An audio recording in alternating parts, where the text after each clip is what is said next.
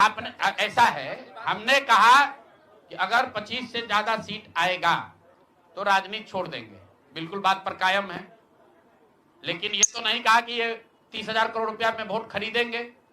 अब आप कह रहे नहीं, वोट उन्होंने नहीं खरीदा है, तो हमने कहा अगर नहीं खरीदा है तो 2 लाख रुपया दे दीजिए, हम बिल्कुल छोड़ देंगे। 1 मिनट रुकिए, अरे सुन तो लो, सरकार क्या विज्ञप्ति पढ़ लो जिस पर सरकार ने, हाँ बिल्कुल बिल्कुल बिल्कुल, नहीं नहीं ऐसा है, बिल्कुल हम भी सभी की बात नहीं कर रहे हैं। सरकार ने 1.5 करोड़ लोगों को 10-10 हजार रुपया दिया है और पूरे देश में इस बात पर बहस छिड़ी हुई है कि क्या ये 10 हजार रुपया वन टाइम देकर वोट खरीदा गया है कि किसी सरकारी योजना के तहत इस पैसा को दिया गया है। मैं ये कह रहा हूं कि मैं बिल्कुल ये मानने को तैयार हूं कि सरकार का ये एकाधिकार है, वो चाहे योजना शुरू कर सकती है। अंतिम साल में, अंतिम महीने में किया, उसमें कोई दिक्कत नहीं है, हम उस बात में नहीं पड़ रहे हैं।